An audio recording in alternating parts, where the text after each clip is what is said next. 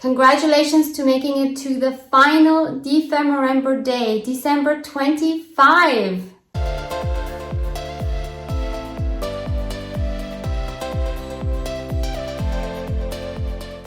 First of all, Merry Christmas to all of you who are celebrating this today. And second of all, a huge thank you from myself and Louise, of course, if you're still here. And if you've posted on social media, if you have participated in any way, whether you posted or not, it's been an incredible journey. Once again, I am over the moon with the response you have shown both of us. And I'm humbled by this experience, by your response, by everything you've given us through this time. Thank you for making DEPHEMEREMBER once again amazing. Please don't stress if you haven't even started with the prompts. The series will be here for years to come, so you do it whenever you have the time. For me personally, this is the most creative time of the year. Through these prompts, I think so much outside of the box, and it's such an amazing journey. But without further ado, let's check our final paper bag. We have these monarch butterflies. And our final animal freebie today is this beautiful bird. And our final snack is actually an Austrian one. It's a pez, and it's in the shape of a minion. I don't know if you can get these in other countries. I assume that you do. I know this from my childhood. Haven't had it since, so I'm excited to try these after so many decades.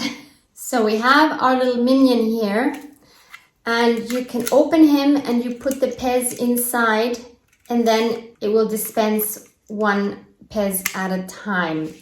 We have 3 flavors here. There's cherry, orange, and lemon. I'll put the cherry ones in for now. I think nothing has changed with the packaging in decades, only of course the dispensers change. So we can now pop open the top and take out the top pez. So they're hard little candy.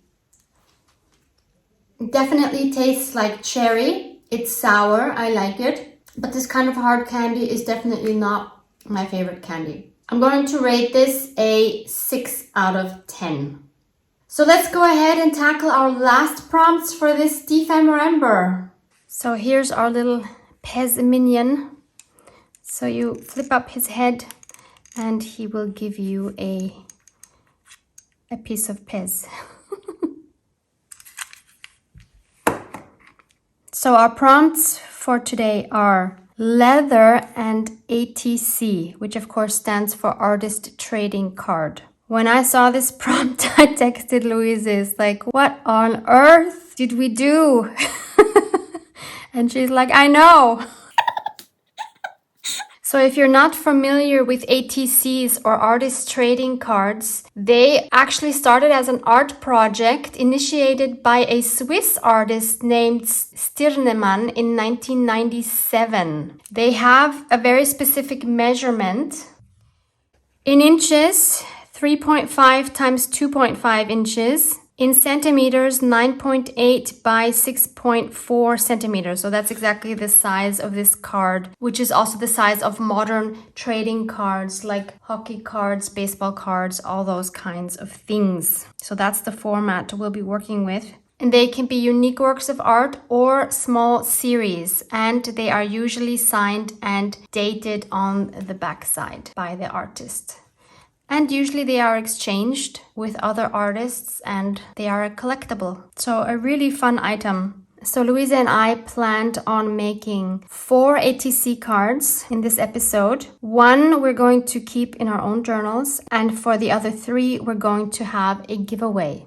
So more about that at the end of this episode. Since we have this beautiful bird here and he's sitting on this branch, I thought the first thing I want to do is to go on a walk and see what I can find to use as a branch. So I'll take you with me. I'm going to an area which is close by my new apartment. It's called Rote Berg, which means red mountain. It's actually more of a hill than a mountain. I'm sure I'll find something there. So let's go check that out. I get really sentimental walking here because this is the area where I grew up, and I've spent a lot of time here as a child with my brothers running around.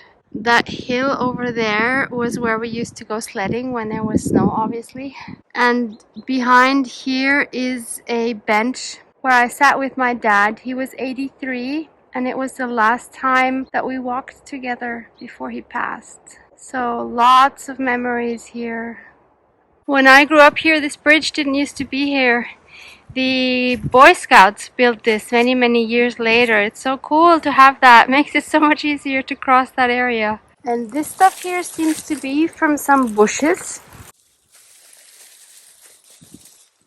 It seems like that would be great material to work with. Definitely taking some of this home. Look at this amazing tree. Like what grew here, here, here. It's just incredible. Nature is just so full of wonders. Wow. So I'm back. This is my loot. Quite a bit, I would say. Obviously, none of these are going to work for our little ATCs, but I thought I might as well just collect a few more that I can use in other projects. I love using these kind of branches, cut down a little bit for journal spines, and I think there's a lot of things you can make with twigs. For this project, I was thinking more of twigs in this size. Hopefully something from here will work. Also, maybe I can use some of these leaves. And maybe some of this stuff that you saw me pick up.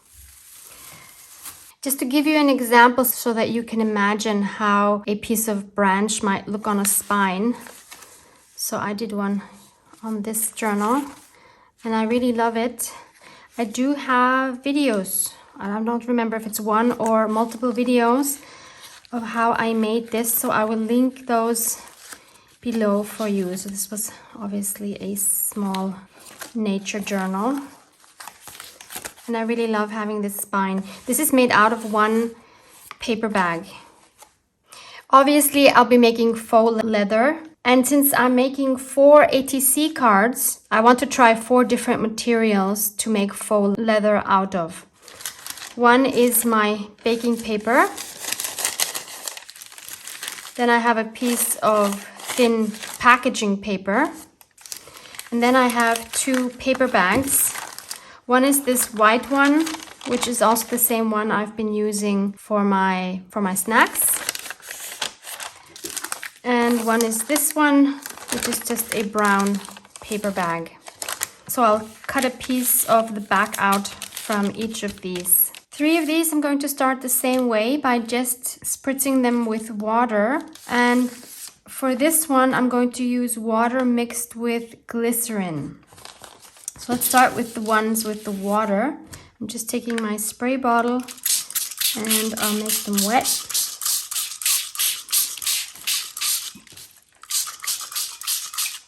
This one, of course, doesn't take the water at all. So maybe this is not going to work. Oh, look how pretty the water is purling on that. Aww. I'm very curious how this one is going to react. This one is extremely fragile because it's very thin packaging paper. So I'm crumpling them all up.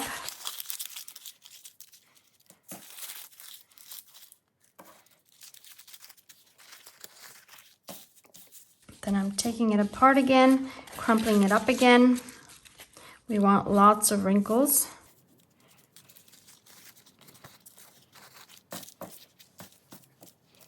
This one looks great. So I'll put that aside. And this is the packaging paper, which is very fragile. Yep, I think that needs more crumpling. Yep, it's starting to tear. Maybe this one won't work at all. Okay, I'll put that aside. Then here's my baking paper. Oh, I think that needs a little more crumpling. And then we have this brown paper bag, and for this one, I'm going to make a mixture of plain water and plant-based glycerin. It's approximately 1 part glycerin to 4 parts water. And what the glycerin apparently does is to break up the fibers of the paper, which will make the paper soft and to be more like a fabric.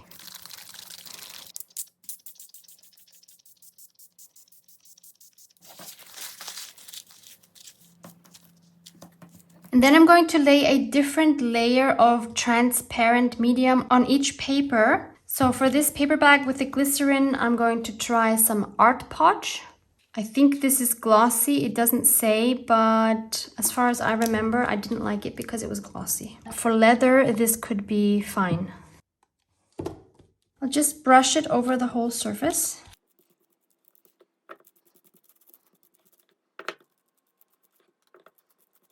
Okay, I'm setting that aside to dry.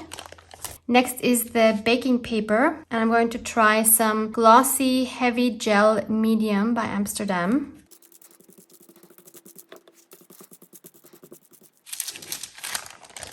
Next we have the very fragile packaging paper. I'm going to try the clear gesso by Liquitex.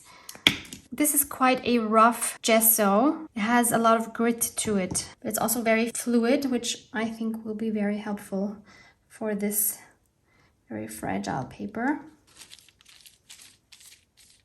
Yeah, this is super easy to spread. Now I would definitely do this on a non-stick surface like this baking paper. Otherwise, I think you won't be able to get your paper off anymore. I used way too much.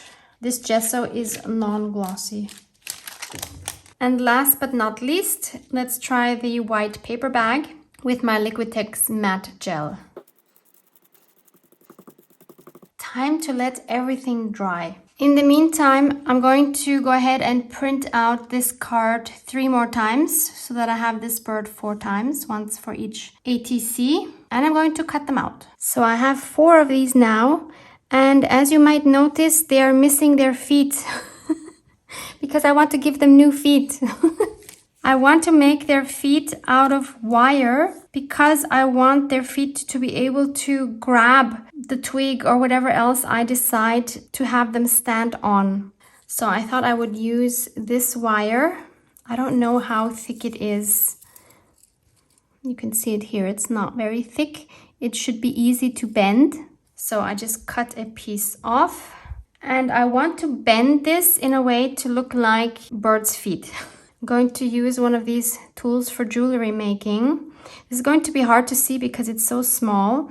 Basically, I'm going to bend the wire back and forth to form the claws. So hopefully you can see something of what I'm doing. Maybe this will help underneath. So I'm just going to go ahead and bend it at the length that I think one claw would be.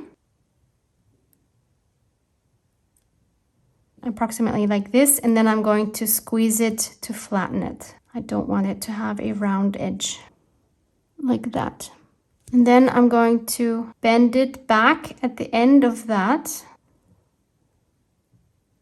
and bend the second claw at approximately the same height, although I think it also could be a little bit longer.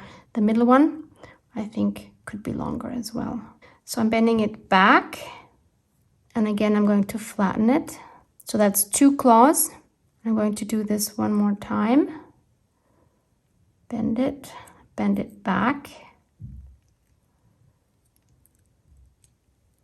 Flatten it. So now I have this. And I also want this back claw on the side here, which is a little bit shorter. So we'll just bend it to be a little shorter. Like that. Again, we flatten it. And then I'm going to put this long wire that's still left underneath the last claw. Like that. So I just wound it around the claw. And then I just want to bend this part here where the claws are starting from. I want to just squeeze them a little bit together because, yeah, otherwise it looks weird. So there's my little bird foot. And I can cut this wire shorter. like that. So now I just need to make 7 more of these. It's a few hours later. I let everything air dry. This one has the most texture and it's the glossiest. This is our baking paper. This is our brown paper bag. It's very soft because this is the one that I added the glycerin into the water to. It's also kind of glossy. This is the white paper bag. It has a very nice rough texture. So this is the one where I added the Liquitex clear gesso onto. And this is our packaging paper. It shows the least amount of wrinkles. Since the packaging paper is showing the most amount of wrinkles, and actually I'm happy with the color, I won't do much to this except to add some Distress Oxide over it. And I'll just do the vintage photo. I will crumple it up one more time. And then I'll add the vintage photo straight on top, straight from the ink pad.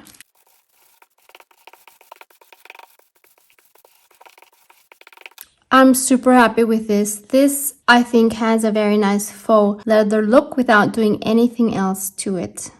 Next, we have the paper bag with the glycerin. Onto this, I'm going to try adding some acrylic ink in turquoise green, because leather doesn't always have to be brown.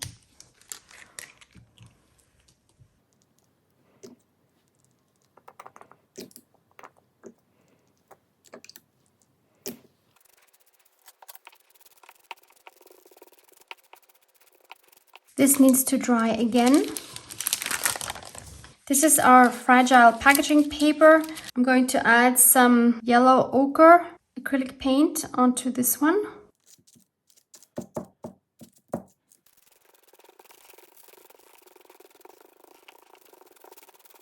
Lastly, here's my white paper bag. Onto this one, I want to add my fast drying metal gloss paint.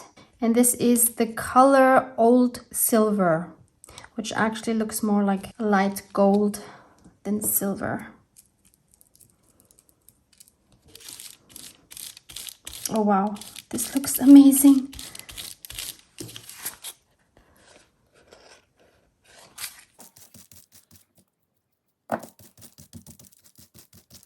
My brush was a little bit wet, which helps a lot with this paste. All my papers are dry. This time I dried them with my heat gun. And I decided to this one, which was the baking paper. I'm also going to add a bit of a darker shade with my walnut stain. Oh yeah, oh yeah. This now looks even more like leather. That's really great. Next, this is my packaging paper. I'm going to crumple this up one more time. It's also quite shiny, as you can see. Then I'll also add my vintage photo on top. I feel like this one needs more crumpling. And then I'll add some walnut stain on top of that. I think that worked really well. Wow, it looks so different on camera. In real, it's totally not as yellow. It's much more orange than yellow. And there's a lot more brown than you see on camera. I cannot believe how different this looks. Next, we have the turquoise one. So again, I'm going to crumple this up first. And same procedure. First, the vintage photo, which we cannot see at all. Well, that's interesting. Let's try the walnut stain. Yeah, that's working better. Wow, this one looks really cool. Do you see this texture? Wow. Yep, loving that. By the way, if you don't have distress ink pads, you could use any kind of ink pad. That would work just as well. Or if you don't have any ink pads whatsoever, what I would do is take a flat brush and use probably acrylic paint and make sure that my brush has a very, very, very small amount of paint on it. So I would dab it into paint. Then I would rub it onto a kitchen towel until it hardly has any paint on it. And then I would lightly go over this. So that's another way to do this. For this silvery gold one, I'm going to use brushed corduroy and a little bit of rusty hinge. And finally, I'm going to spray them all with a matte spray film. Kind of defeats the purpose of using glossy beforehand. But I want to do this because I've been using these oxides, or even if it was the ink, they would probably rub off the smooth surface. So I want to make sure that that doesn't happen. You can also use hairspray. And if you used regular ink pads, not oxides, then I don't think you need to do this. Obviously, if you do it with the acrylic paint, like I showed you with the round brush, you don't need to do this either. So I'm going to go on my balcony because this has a very strong smell. And once these are dry, I'll be back. And in the meantime, I can also show you, here are my bird's feet. I like them a lot. It's actually the next morning. I have sprayed these twice and let them dry completely. So let me show you the 4 results. So this is number 1. Number 2. Number 3. Again, this looks very different on camera than it does in real. And number 4. I must say I'm happy with all of them. They're all very different, but I think they all look super cool for backgrounds. So I have my 4 ATCs cut, and I will now add one of these to each of the cards as a background. And I'm using my matte gel to adhere them, but of course you could just use glue. I'm going to choose this section right here where it's especially crinkly. And I can adhere it by wrinkling it up a little bit more by just pushing the paper together. This one here is very even, so it doesn't really matter which part I choose. Again, I'm pushing it just a little bit together while pressing it down. Although this one definitely has the most wrinkles. Next, I have this silvery gold one. And finally, we have this orange one. Then I can go ahead and cut them all out and re-glue any of the sides or edges where necessary. And I have a whole bunch of really fun collage fodder for future projects as well. Win, win, win!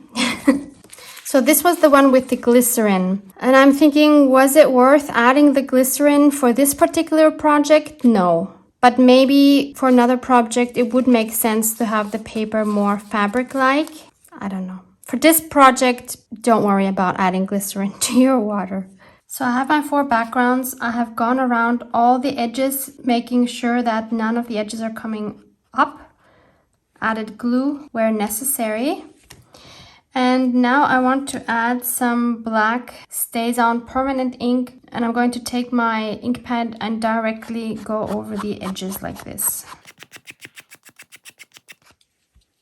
So I will do that to all 4 ATCs.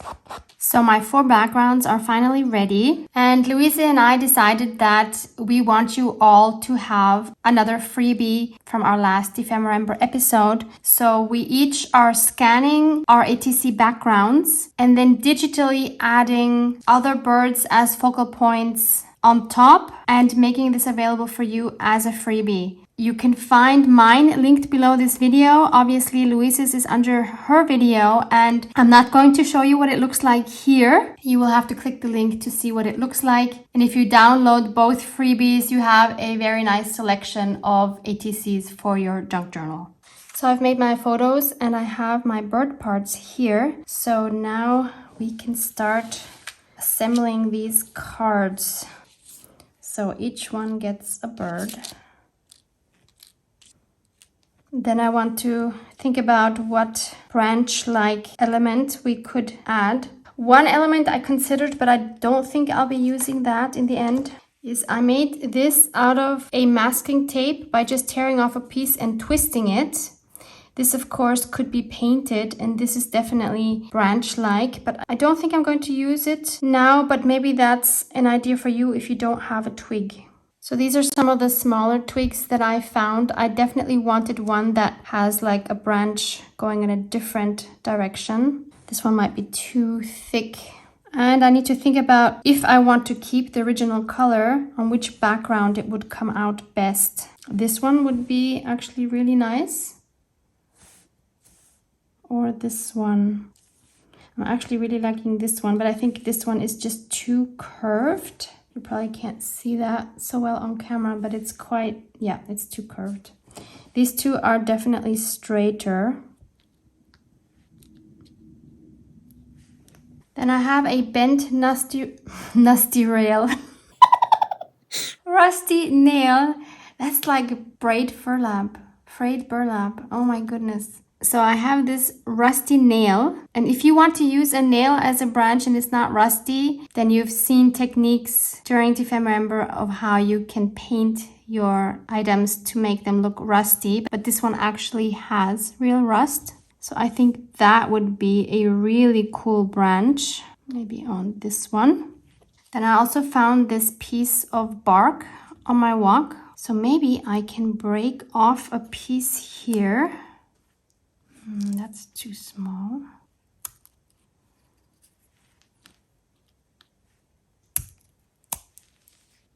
Not sure about this one yet. Another option is maybe a rusty safety pin or paper clip could also work. That could also be a branch. Another option I thought of would be a piece of a book spine. This one is obviously too big.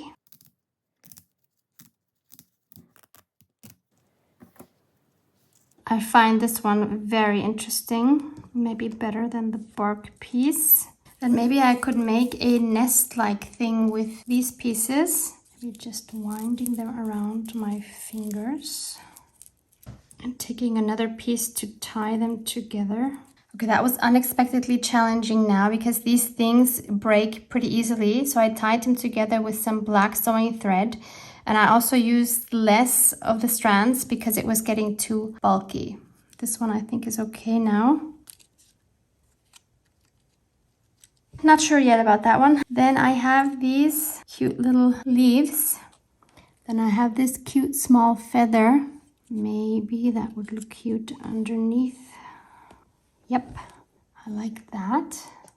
Then I have a piece of rust-dyed fabric. I'll have to trim this down a little bit. I think I'm okay with the elements right now. Of course, I need to add the feet, but I feel like the backgrounds need a little bit more interest. So I'm going to stamp some numbers. And I'll use some of the numbers from the Tim Holtz Field Notes set here. I will link the set for you below.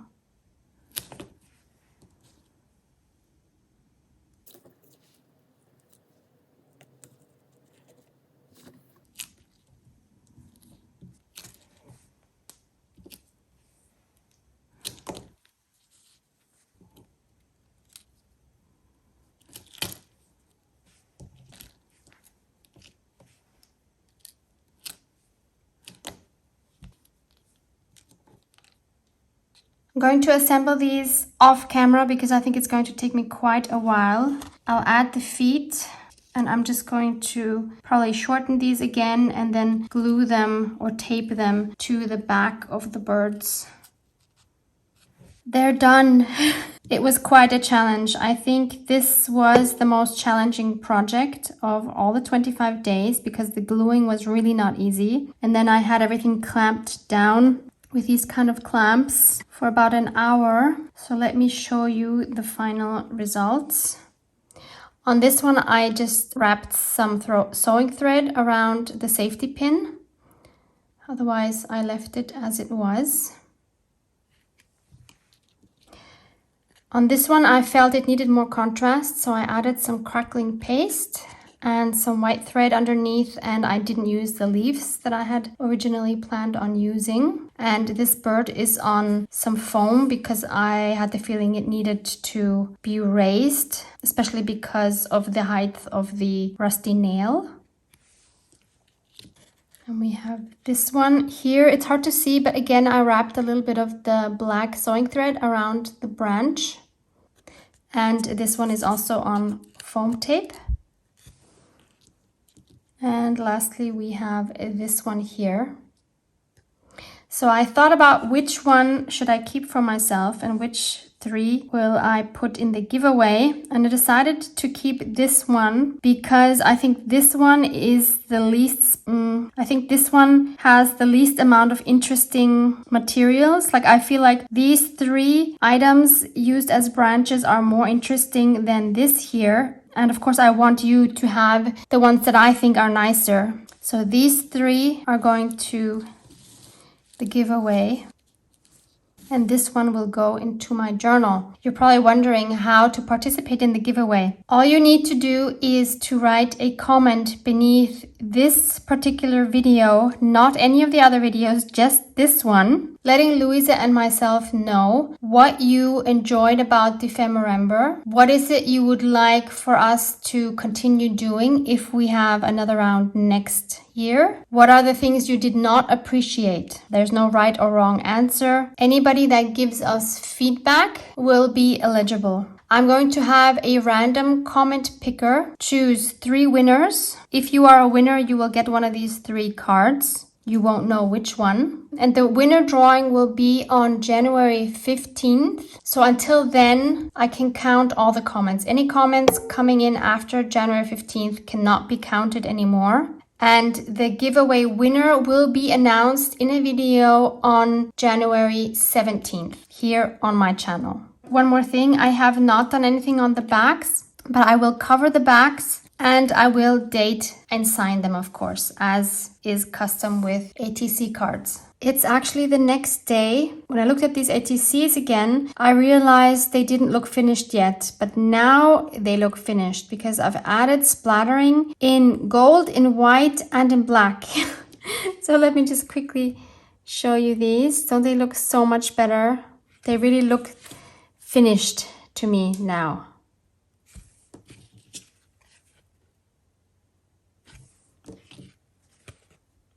Now I'm super happy with them.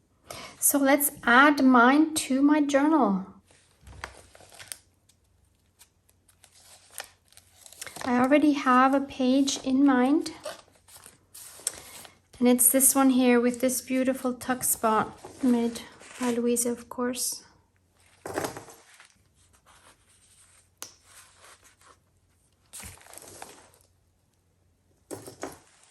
I plan on taking a video break until beginning of January. I need to catch my breath. It's been a really crazy past 2 months, but I loved every second of it. But there will be one more video before the end of the year. On December 30th, both Louisa and I are sharing a flip through of our journals. This is by no way finished. I will continue working in this. Probably already in January. I already have something in mind because I'm participating in another big international collaboration, which I'm super excited about. So you'll hear about that. And there's so many empty pages still, so I definitely want to continue working in this one. But I have to say it has not sunk in that this is the last DEPHEMEREMBER episode of 2022. Like, where has time gone? It's been such a crazy time and it flew by so quickly. I don't know if you can relate. I am blown away by your comments, by your response to our series. Thank you so much for all your purchases from our shops. Thank you so much for your generous donations for the freebies and also the extra coffees you have donated. I am so touched. This community is seriously the best. Keep posting on social media. Louisa and I love seeing your DEPHEMEREMBER creations. You really have fun ideas and I hope you realize that you inspire us as well. So let's tick off our last prompt. Leather and ATC and a bird. Check. Don't forget to check out the freebie for today, and let's go watch Louise's video together now. And I hope to see you back here on the 30th for the flip through of this beauty. Love you guys. Mwah, mwah.